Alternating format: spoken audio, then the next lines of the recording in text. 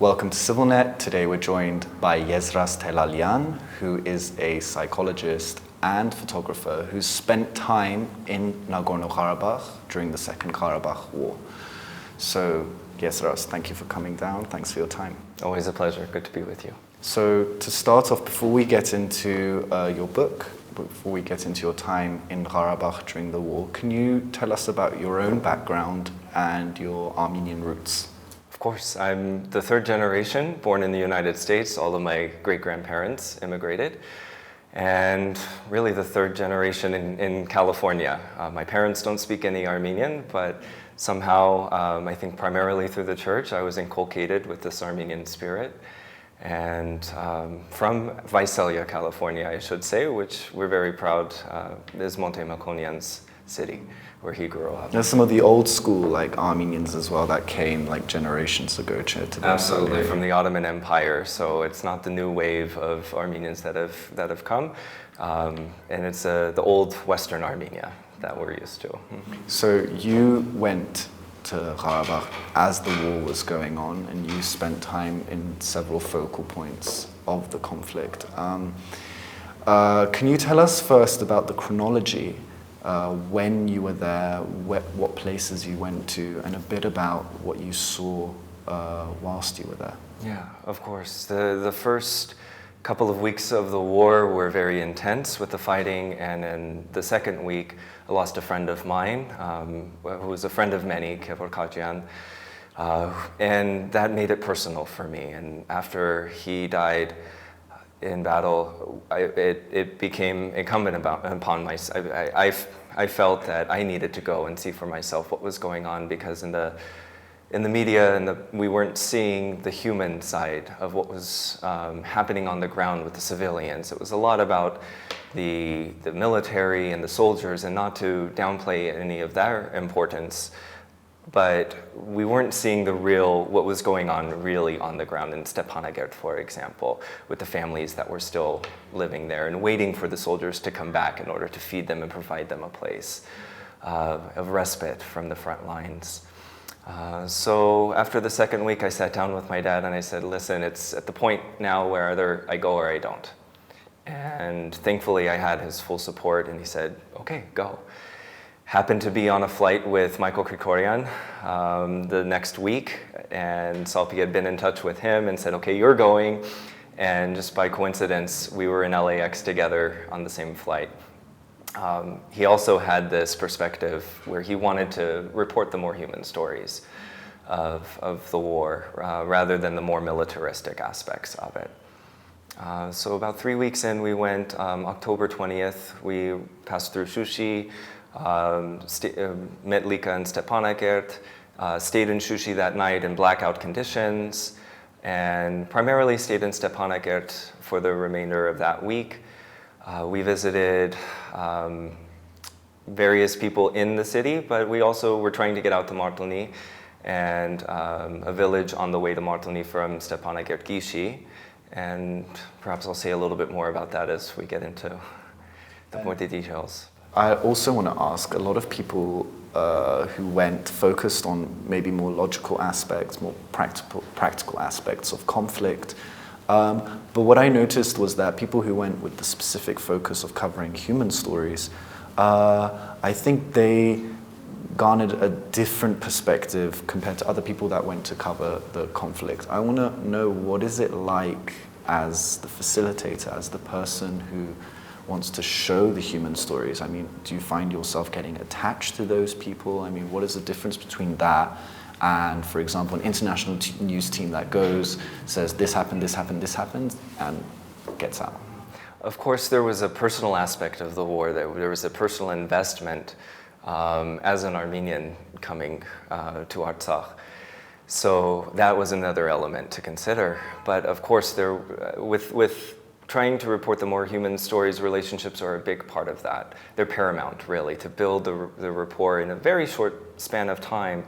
But these are relationships that have far outlasted the war. Lika has become like a sister to me. Gevar Kharoyan, who was our videographer, has become like a brother to me. I've been in touch with Mariam Sargsyan, who was the bride in Shushi. So these aren't just people in pictures. They're not just people we're reporting on. They're people with whom we've spent some time and developed a rapport with. Especially the family in Stepanakert with the children. We were there for a couple of hours. They served us food. They were trying to get me drunk.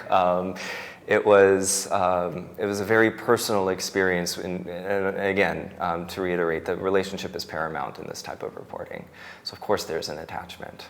A lot of our watchers will also know Lika Zakarian, who you mentioned, who is a CivilNet reporter based in Stepanakert, in CivilNet's Artsakh team, who you spent a lot of time with her during the war. She also spent the majority of the conflict in Karabakh. So can you tell us a bit about what you thought about Lika and your interactions with her? We met her the first night that we were in Artsakh. Michael really wanted to go to Stepanakert, even though we were going to stay in Shushi. He wanted to make it to Stepanakert to meet her in person. And immediately it was apparent how beautiful of a soul she is, how pure of a soul she has. And it made it all the more powerful when she spoke with frustration about the fighting that's happening on her homeland. Her parents got married during the first war, and so she had no part in any of the hatred against Azeris or any of this. She's a target of that, but had carried no hatred toward them herself. So when she got frustrated about what was going on and the lack of international involvement to help the Armenians put an end to the fighting so that she could just live on her land peaceably, it was all the more intense. And Arshak Young as well, who's a beloved friend of CivilNet. You spent a lot of time with him during the war. I believe he was driving you guys around. He knows Karabakh very well. Sadly, Arshak has now passed away. And he was a veteran during the first war in the late 80s and early 90s. So can you tell us a bit about Arshak, your interactions with him as well? It was a blessing to be with him. Because I felt safe with him. He knew where to go, he knew everybody, and always felt comfortable with him at the helm. And just such a pure soul again. I mean, the people that I met, it wasn't just reporting on the war, it was about the relationships that we had with people. And it was very sad when he passed away because he always had a smile on his face, even during the war.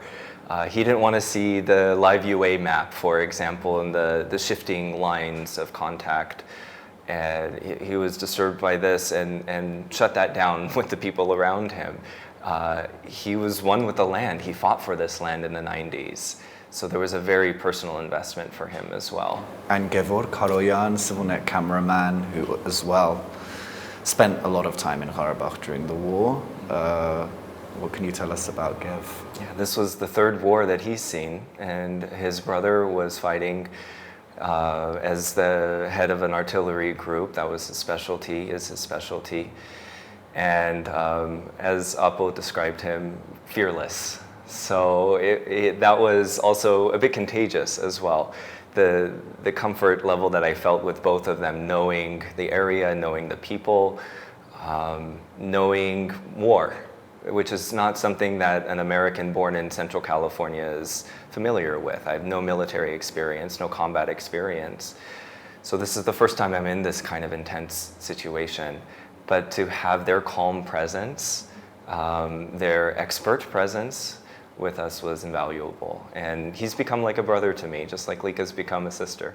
So now I want to talk about the time you spent and what you saw in terms of the conflict. You were in Shushi not that long before the city fell to Azerbaijani forces. Can you tell us a bit about your time in Shushi and what you saw in the city in that atmosphere? Well, we spent very little time in Shushi, to be honest. We were there for the wedding in Khazanjatsos, which some people say is the last wedding, and I say, no, may it not be the last wedding in Khazanjatsos in Shushi. But it was basically a ghost town at that point. The day we left, in fact, We had passed Shushi from Stepanakert and had to go back to Stepanakert because someone forgot something under their mattress in the hotel, so their passport. So we had to go all the way back to Stepanakert. In fact, that morning, for some reason from Park Hotel, I had photographed the maternity hospital. No one would have known that it would be bombed later that day. And we were back in Shushi dropping off some supplies and parked across the street from the cathedral. One of the guys said, no, park behind the building, it's safer there. And I'm thinking, what's the difference? You know, whether we're behind or in front, anything can happen. Well, that was the day they shelled the building that we were behind as well. And I want to also ask about what you saw in terms of the shelling, in terms of the air raid sirens, in terms of the shelters. Many people have also described the distinct noises you would hear throughout the conflict, which you have to be there to know what that was like. What was that like for you?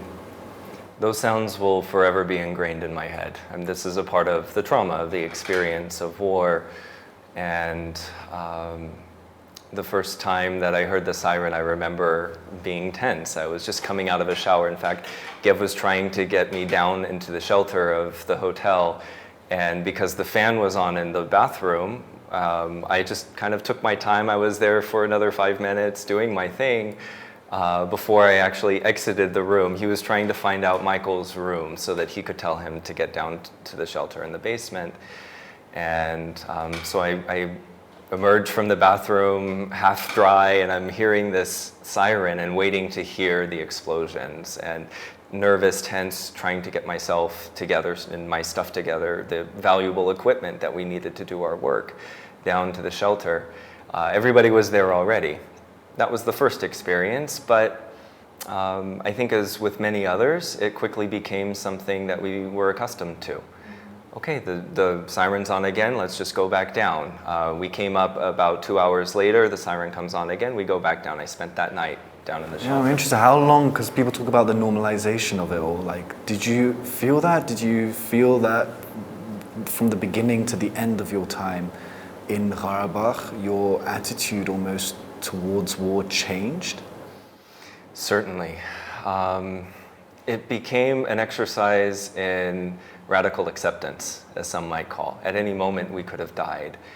And there was no longer really a fear of death. I feared other things. I feared being captured more than dying.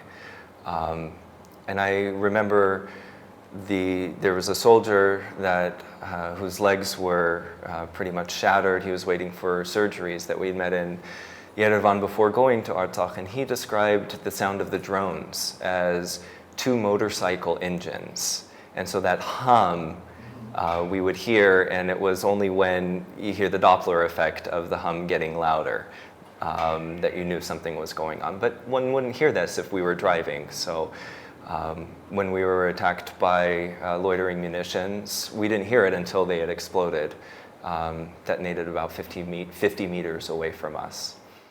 And so 50 meters away from you, it landed, and you... Yeah, since boom, boom, boom, boom, boom. And at that point, I told Arshak to stop so that we could photograph the drones, the explosions. So it wasn't, there was a change that occurred in me, I think, from not knowing what to expect and the fear of the unknown to knowing, okay, this could happen at any point. And I would tell people hearing the explosion was a good sign. It meant you weren't dead. And some people think that having a distance from conflict, or not experiencing conflict, or seeing conflict through headlines or through social media platforms, online, your perception will be different, your concept of war will be different. I'm wondering, as someone who has experienced, who has seen what that is, do you think that's true? Do you think that if you are hundreds of miles away, or if you are in only seeing it through certain outlets, you cannot really understand it until you see it for yourself? Yeah, what we were seeing in the outlets were, again, all of the militaristic aspects of the war. And this, we can translate this from one to another with very little effort. We saw the same loitering munitions being used in Palestine in recent months. And I think I believe this even before coming, this notion that to be on the ground is a very different experience than seeing it in the press.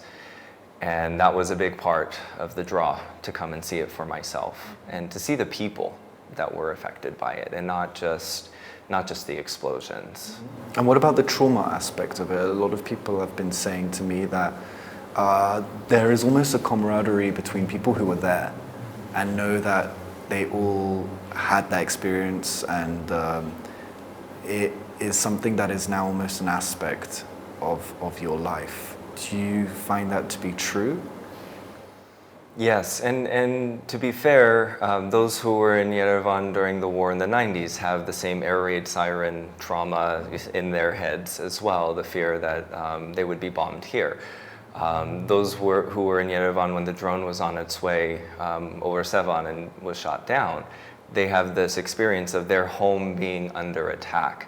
And this is not something that I ever experienced in Visalia. This was not something that Monte ever experienced until he got himself into these situations of combat, and his life was threatened in these environments. And there is certainly a sense of camaraderie. I don't think that the relationship I have with Lika or Gev, or the one I had with Arshak, would have been the same had we not gone through these life or death experiences. Something that solidifies a bond between people. The bond that occurred between the soldiers on the front lines is indelible. Mm-hmm. And a question I'm asking everyone who was there: how did you see the targeting by Azerbaijani forces? What do you think they were targeting, and how would you describe it as you saw it? What were they targeting? Military outposts only, or do you think it was more indiscriminate? It was indiscriminate to a degree, but there was a sense of a desire to instill terror in the people. The constant shelling for the first week, for example, on the cities, shelling civilians. From their perspective, we're occupying their land, and therefore humans on their land, the unwanted, the unwelcome humans on their land have no value. So to them, it wasn't anything. They were just doing what they needed to do to clean out the humans, the animals, in order for them to come in. I remember Chuck Holton saying that it was a cowardly war. Rather than capturing the city and dealing with the civilians properly, which I don't believe the Azeris would have done, they desired to have them disperse first and then come in. Targeting specific infrastructure. I also felt like wearing a vest with press on it, or a car with press on it, anything with press on it, made us even more of a target than just a normal civilian. And in fact, many of us have had that experience of being targeted as journalists, whether it was the second attack on Khazanjetsovs, the attacks in Martuni, or later on the attacks on our CivilNet team on the plane trying to get to Martuni. They shelled us about 100 meters, and there were no military positions to shell. They were firing us because we stopped in front of Monte's photograph, the poster with his portrait and the sign of Martuni. And I'm thinking, this is a once-in-a-lifetime opportunity. I get this, Michael, but it might also be the last of a lifetime. And sure enough, after 30 seconds of being there with the Azeri positions on the ridges around the plane, that came to fruition. And finally, I want to ask about your book, which is a series of photographs and also presents different people you met throughout your time in Karabakh. Can you tell us a bit about it and what sort of content is within it? So I wanted to compile these photographs of the people that we had met, the people with whom we had spent hours with, developed relationships with. And so I call it Humanity During War. And it contains a series of episodes, let's call them, with people, whether it's Lika with her brother or her father, our time in the shelter. I'm publishing some photographs that haven't been seen, even through CivilNet, and the wedding in Shushi as well. I've been in touch with them, and it's been a very important thing for me to have this other perspective related to the world, to understand this is not just a conflict over borders, this is a conflict over people's homes and innocent civilians that were just trying to live, and before the war and through the war, the resilience that existed with the children that were the last ones that Lika knew of in Stepanakert, and presumably as a local she had a good perspective on that. She would have known if there were others, but the joy on their faces, the smiles, these are things that one might not think of when they think of war. Well, Ezras, thank you very much for your time. Really appreciate it. It's been a pleasure. Thank you. And thank you for joining us on CivilNet.